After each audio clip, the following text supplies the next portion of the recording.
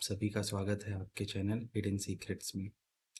जैसा कि आप सब जानते हैं कि अभी भगवान श्री हरि को समर्पित एक पवित्र मास जिसे कार्तिक मास कहते हैं वह चल रहा है। आप सभी कार्तिक स्नान और दीपदान आदि कर रहे होंगे।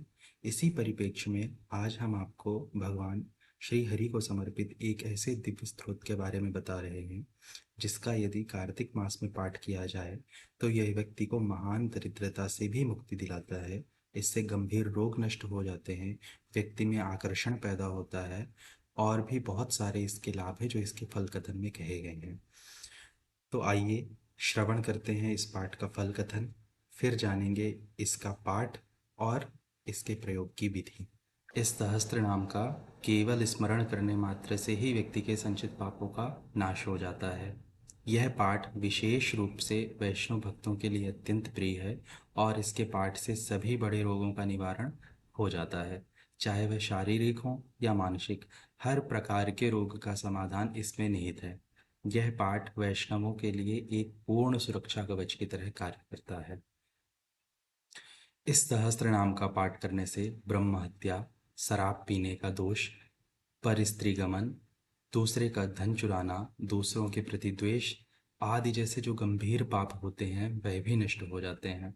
मन, वचन और कर्म से किए गए सभी पापों को नष्ट करने में यह पूर्ण सक्षम है।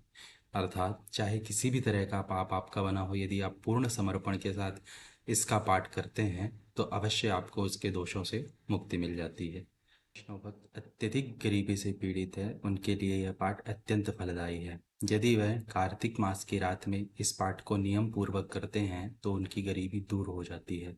और इस पाठ को किस प्रकार से करना है उसके बारे में कहा गया है कि कार्तिक मास की रात्रि में क्रम से इसके 108 पाठ का संकल्प लेकर के उसे पूर्ण करना है। इससे व्यक्ति की जो गरीबी है वह नष्ट हो जाती है।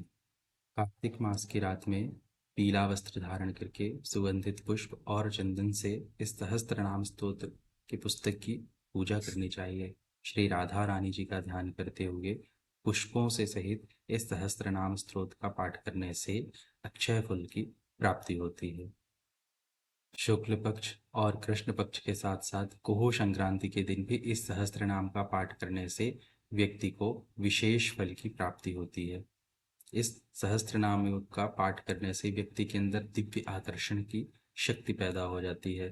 कहा जाता है कि तुलसी का माला धारण करके जो वैष्णव भक्ति में लीन होकर के इस सहस्त्र नाम स्तोत्र का पाठ करता है उसकी सभी मनोकामनाएं पूर्ण हो जाती हैं। विशेषकर रविवार, शुक्रवार, द्वादशी और श्राद्ध के दिन ब्राह्मण की पूजा करके इस सहस्त्र नाम का स्तोत्र का पाठ करने से व्यक्ति को यह पाठ सिद्ध हो जाता है। यदि वैष्णव भक्त रात्रि के समय लगातार इस सहस्त्र नाम का स्तोत्र का पाठ करता है तो उसके घर में स्थायी लक्ष्मी का निवास हो जाता है, उसे आर्थिक समृद्धि मिलती है और घर में धन, वैभव, ऐश्वर्य की प्राप्ति होती है।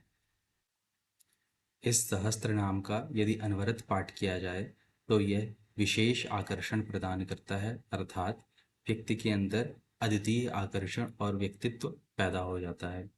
जो व्यक्ति इस सहस्त्र नाम स्तोत्र का पाठ करता है वह सभी प्रकार की बीमारियों से मुक्त हो जाता है, चाहे वह कितनी भी गंभीर बीमारी क्यों ना हो।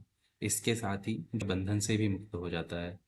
इस सहस्त्र नाम के फल कथन के तारतम्य में आगे कहा गया है कि यह गर्भवती स्त्री को पुत्र प्रदान करता है, अविवाहित कन्या को एक उत्तम वर प्रदान करता है।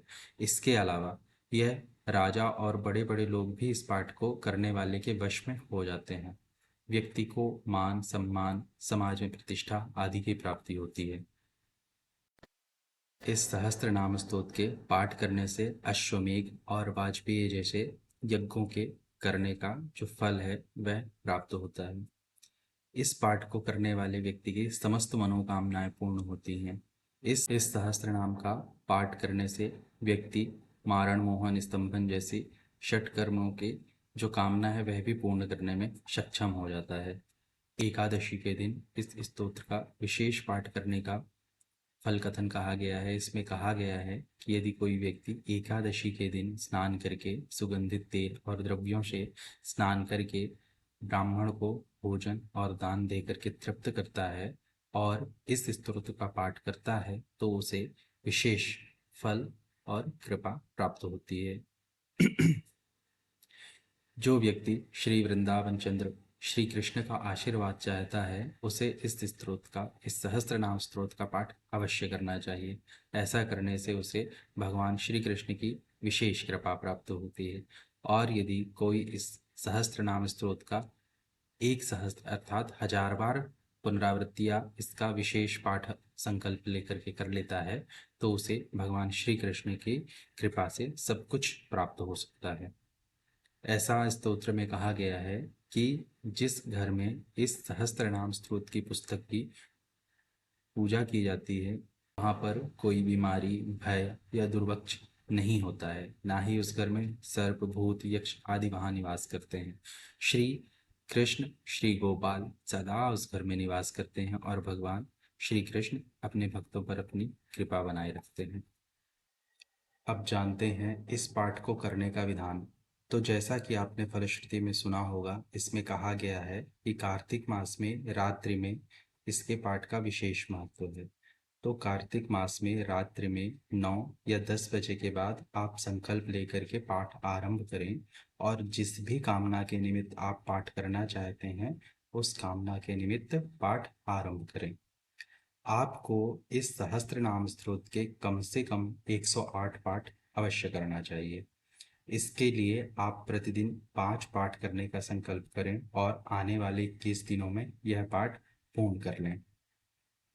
फिर भगवान की कृपा प्राप्ति के लिए आपको प्रतिदिन इसका एक पाठ करते रहना है।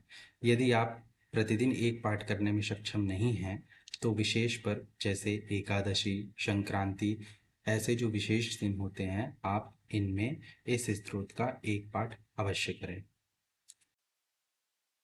पूर्ण करने से पूर्व आप भगवान का पंचोपचार या मानसिक पंचोपचार पूजन अवश्य करें। तुलसी की माला अपने गले में धारण करें, श्री शालिग्राम जी को तुलसी दल अर्पित करें और उन्हीं के निमित्त एक घी का दीपक अवश्य अर्पित करें।